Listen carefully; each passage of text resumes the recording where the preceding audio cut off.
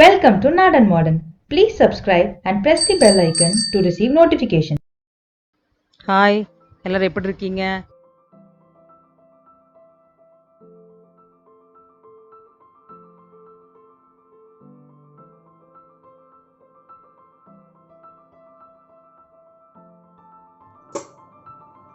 First வந்துங்க மல்லி 200 gram மல்லிங்க நல்லா வறுக்கணும். நல்லா ஆயிடுச்சுங்க. இப்படி ஆயிடுச்சு. ட்ரான்ஸ்ஃபர் பண்ணிடலாம். அடுத்ததுங்க குருமிளகா போட்டுக்கலாங்க. 50 கிராம்ஸு 50 கிராம்ஸ் ஜீரகம், 50 கிராம்ஸ் கடுகு.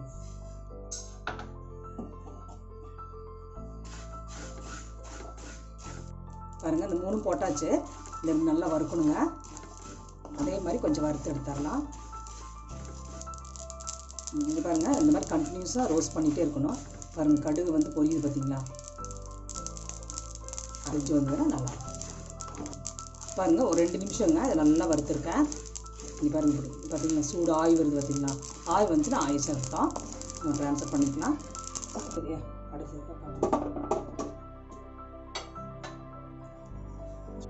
பாருங்கள், வெந்தயம் 50 கிராம் வறுத்துக்கலாம்.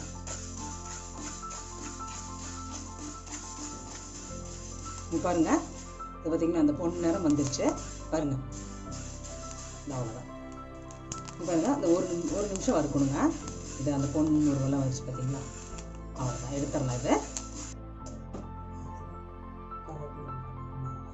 பாருங்கள், வரமிளகா நான் வந்து ஒரு 20-25 மிளகா போட்டிருக்கேன். என்னென்னா என் மிளகு வந்து சின்னது, அதனால் நான் போட்டிருக்கேன். நீங்கள் காரத்துக்கு தகுந்த மாதிரி 10 15 போட்டுக்கலாம். இது பாருங்கள், அது ஆயிடுச்சு. ட்ரான்ஸ்ஃபர் பண்ணிடலாம்.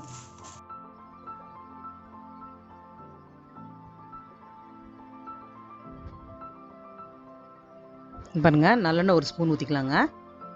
அதில் வந்து ஒரு சின்ன கட்டி பெருங்காயம், நான் கட்டி பெருங்காயம் தான் போடுவேன். போட்டு நல்லா முறிச்சு எடுத்துடலாம். நல்லா பொரிச்சு எடுத்துக்கோங்க. சரி, முறிச்சு சொல்லிட்டு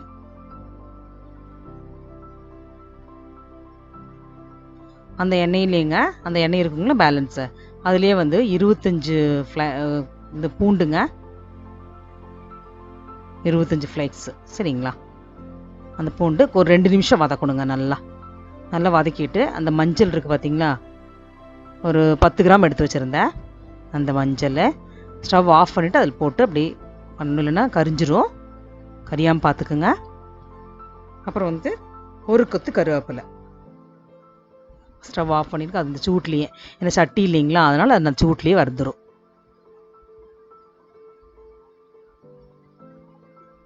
நல்லா ஒரு 2 நிமிஷம் அப்படி நல்லா மொறுன்னு ஆயிருங்க. அந்த பிளேட்டில் போட்டு கொஞ்சம் அப்படியே ஆற வச்சிடலாங்க. நல்லா ஆறுனதுக்கு பின்னால் அதை எடுத்து ஒரு மிக்ஸி ஜாரில் போட்டுக்கலாம். பாருங்கள், நல்லா ஆறிடுச்சு. மிக்ஸி ஜாரில் போட்டு